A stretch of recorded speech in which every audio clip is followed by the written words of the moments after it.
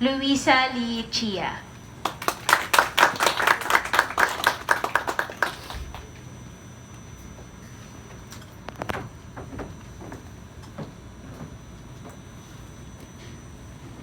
When was the last time you have been honest about who you are and what you really feel?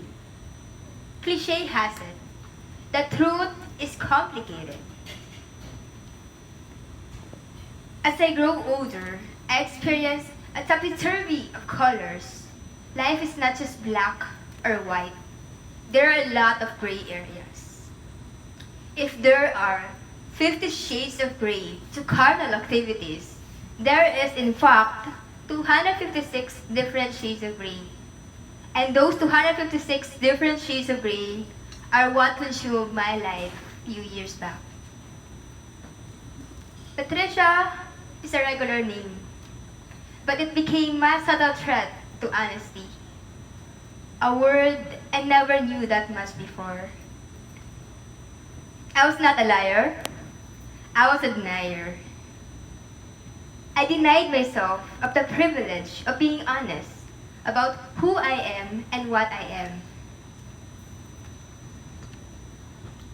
I was always a timid girl at class. Students were reshuffled, and I found myself not having a constant friend squad. But Trisha and I were seatmates in first year high school. But we didn't talk much because I was always shy to extend the friendship. The following year, Patricia moved to New Zealand.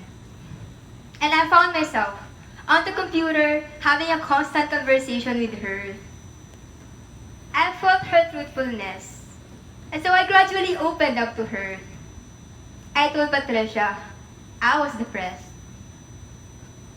Depression is a widely accepted topic right now and was considered a valid mental state. But back in the era of Friendster, depression is a taboo. Opening up to people to say that you are depressed will put you under fire of accusations by being frivolous and ungrateful.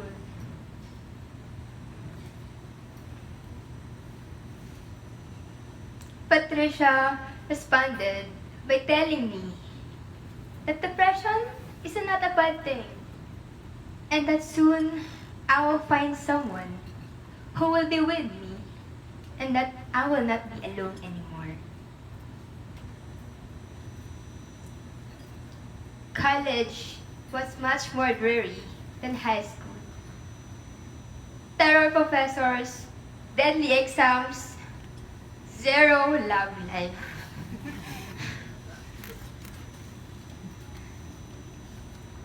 Despite of it, her colorful countenance imparted that I should consider myself lucky to be able to go to school.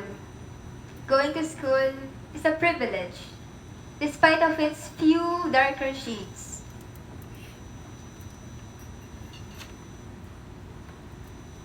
She came back to the Philippines in 2009 for a quick visit.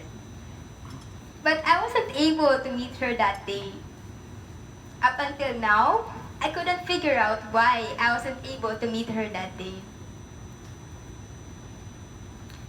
College have passed, real world consumed me. We seldom connect, but I still consider her my main confidant.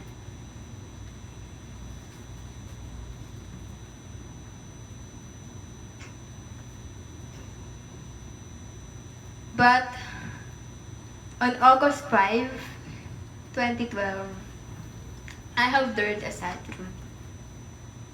Patricia passed away. She was swept off by a strong tide while on a vacation. How ironic, I told myself. This strong person who don't get swayed by life's turmoil was swept off by a strong tide. But the saddest thing about it, I lost my dearest friend. I recalled crying to sleep that night. I regretted the time when I wasn't able to tell her, Patricia, thank you for turning my life around. Patricia is just a simple girl, but she have left a mark in my life. Her zest placed color in my otherwise dull life. After 8 years, I have not spoken to anyone the way I've spoken to Patricia. Patricia is not just an online friend, but a mentor for life. Her passing reminds me of the words she once uttered. You must always enjoy life. We get fooled at times that we have 1,000 years to live. But honesty hurts. Life is short. And so, I owe it to Patricia that I must live my life in vibrant colors every day. I took risks. I climbed mountains. I climbed waterfalls. I joined Toastmasters contest. I even formed a book club and a badminton club. If anyone is in sports, which all of you are invited to join, by the way.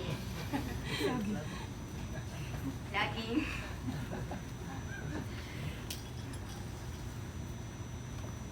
I gradually opened up to people, and this speech is part of the process. Because I owe it to Patricia, and I am glad to have met a Patricia in my life. And I hope you have a Patricia in your life too. There are 256 different shades of gray that a human eye can determine. But little did we know that those colors include black and white, and other variations of brown, green, rose, and gray. Gray can be a dull color, but it is the color of life. And there is life in that color. Contest Master.